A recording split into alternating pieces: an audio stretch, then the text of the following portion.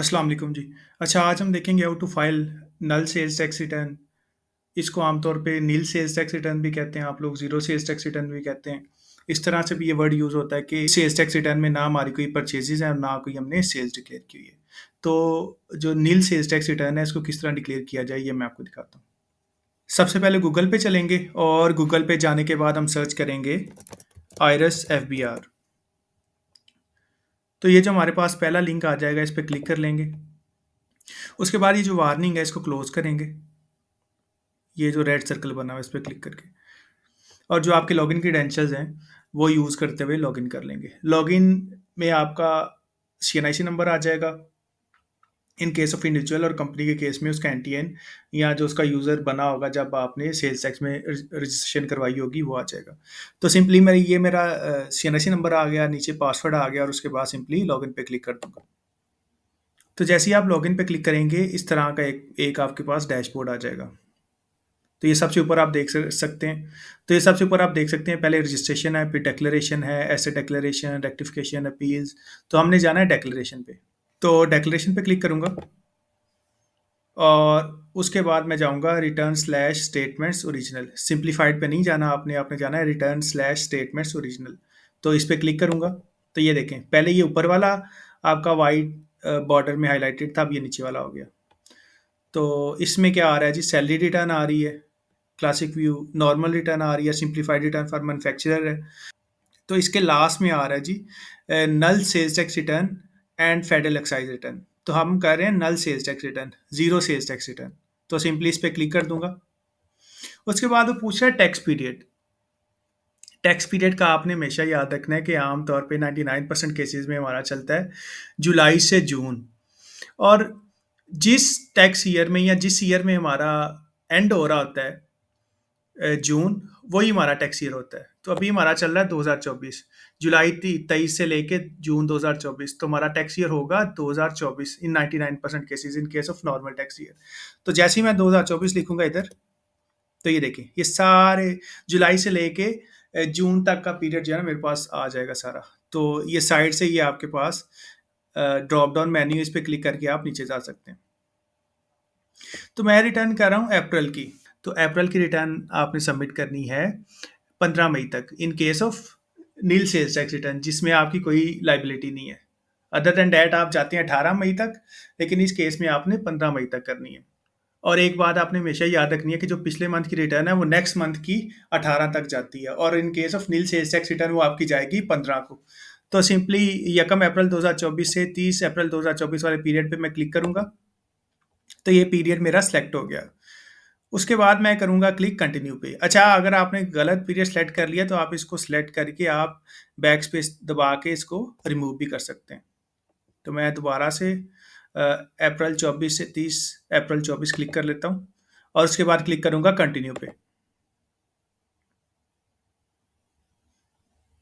तो ये देखिए, टास्क आ गया, null sales tax return and federal excise return, name आ गया, ट्रांजैक्शन डेट, रजिस्ट्रेशन नंबर या आपका एनटीएन नंबर आ गया, पीरियड आ गया, tax year, due date, document date, submission date.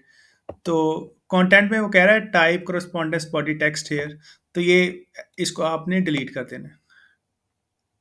ये वैसे इन्होंने टाइप किया, इसको आप डिलीट कर दें और जो आपका मैटर है वो आप इसमें लिख दें। तो मैं मैटर लिख देता हूँ जी। एक सिंपल सा इसका कवरिंग मैंने बनाई हुई है, वो मैं आपको दिखा देता हूँ। तो ये हमारी कवरिंग आ जाएगी, commissioner inland revenue, federal board of revenue, Nabha road, Lahore. Subject में मेरा आ रहा है nil sales tax return for period of April 2024। Yes sir, I am writing to inform you that for the period of April 2024 there were no taxable sales transactions undertaken by Mahmood Ahmad traders. ये हमारी sole proprietorship जो है उसका नाम है, जिसको हमने sales tax registration में एज ए बिजनेस ऐड किया हुआ है। Therefore, there are no sales tax liabilities to report for the aforementioned period. As per the requirements of the Sales Tax Act 1990, we are filing nil sales tax return. तो हमने बताया हुआ है कि हमारी कोई सेल्स टैक्स एक्टिविटी नहीं है, कोई हमने सेल्स की नहीं है, तो हम कैसे डिक्लेयर करेंगे। तो हमने सेल ही नहीं की, तो इस वजह से हमारी कोई सेल्स टैक्स लाइबिलिटी नहीं बन रही और इस वजह से हम nil sales tax return submit कर रहे हैं। तो उसके बाद thank you for your attention to this matter, you sincerely नाम आ जाएगा ऑनर का और सोल प्रोप्राइटरशिप किस नाम से हमारा एनटीएन में बिजनेस ऐड है। तो इसको मैं सिलेक्ट कर लूँगा। वापिस चलता हूँ आयरिस पे। आईआरएस पे आके इधर इसको मैं पेस्ट कर दूंगा। इसको एक दफ़ा देख लें, पीरियड मेरा 2024 ही है और बाकी सारा कुछ ठीक लिखा हुआ है। इसके बाद इसको सेव कर लेते हैं। सेव करने के बाद मैं जाऊंगा वेरिफिकेशन पे। वेरिफिकेशन में वो कह रहा है जी आई पर्सन का नेम आ जाएगा। नेम के बाद सीएनएससी आ जाएगा। In my capacity as authorized person do solemnly declare that to the best of my knowledge and belief the information given in this return is are correct and complete in all respects in accordance with the provisions of applicable law। तो इसमें आप एक undertaking दे रहे हैं कि जो भी आपने इन्फॉर्मेशन प्रोवाइड की है वो ट्रू एंड बेस्ट है to your knowledge and belief. और इसके बाद हम जो पिन होगा पिन को अप्लाई कर देंगे। तो मैं पिन अप्लाई कर देता हूँ।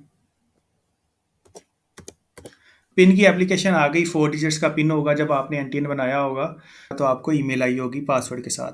सब्सीक्वेंटली आप पिन को चेंज भी कर सकते हैं, वो भी मैं आपको बता देता हूँ। तो पिन पिन ऐड कर लिया, उसके बाद वेरीफाई पिन पे क्लिक करूंगा। तो वो कह रहा है कोड वेरीफाइड सक्सेसफुली, मतलब कि पिन मेरा लग चुका है। इसके बाद आप कंटेंट को अगर आप देखना चाहें तो देख सकते हैं। अच्छा, उसके बाद चलते हैं असाइनमेंट पे। और असाइनमेंट पे आप जाएंगे न्यू पे। तो ये बता रहा है request to allow sales tax return filing under rule 5 sub rule 2 F R under rule 18 और सब रूल 1। तो अगर आपने बैलेंस शीट फाइल नहीं की हुई तो आपकी रिटर्न सबमिट नहीं होगी without prior approval of the commissioner. तो ये उसके लिए है। तो अगर आपने कमिश्नर की अप्रूवल लेनी है तो सिलेक्ट पे क्लिक करके आप इधर जो आपका मैटर है वो आप लिख सकते हैं। तो बट आई रिक्वेस्ट यू कि आप जो है मेरी वीडियो देख लें कि how to file balance sheet in F. तो मेरे चैनल पे पड़ी हुई है, उसको फॉलो करते हुए आप जो है अपनी बैलेंस शीट फाइल कर सकते हैं। तो मेरा जो मैटर था ये पूरा हो गया। कंटेंट्स मेरे पूरे हैं, वेरीफाई होगी रिटर्न, और सिंपली इसके बाद सबमिट पे क्लिक करके इसको सबमिट कर दूंगा। तो जैसे मैंने सबमिट पे क्लिक किया, ये कह रहा है are you sure you want to submit, transaction will not be editable after submission, do you want to submit. तो मैं यस पे क्लिक करूंगा, मुझे कोई एडिट नहीं करनी इस ट्रांजेक्शन में। तो जैसे ही मैं सबमिट करूंगा ये थोड़े अरसे के बाद ये मेरी चली जाएगी कंप्लीटली टास्क में। अभी देख लेते हैं अभी किधर आ रही है। तो जी अभी देख लेते हैं कंप्लीट टास्क में। मैं नीचे आऊँगा, उसके बाद जाऊँगा डिक्लेरेशन पे, और ये आप देख सकते हैं null sales tax return and federal excise return. Period आगे आ रहा है आपका 1 अप्रैल से लेकर 2024 और 30 अप्रैल 2024, और ये मेरी आ चुकी है कंप्लीटली टास्क में। सो ये मेरी जो नल सेल्स टैक्स रिटर्न है या नील सेल्स टैक्स रिटर्न है, या जिसको आप जीरो सेल्स टैक्स रिटर्न कह सकते हैं, ये सबमिट हो चुकी है। तो आप ये मेथड फॉलो करके जो आपकी नील सेल्स टैक्स रिटर्न है उसको सबमिट कर सकते हैं। इसके अलावा जो सब्जेक्ट मैटर है जो मैंने लेटर टाइप किया हुआ है आप मेरे से ले सकते हैं। सो ये था आज के लिए। Thank you so much. अल्लाह हाफिज़।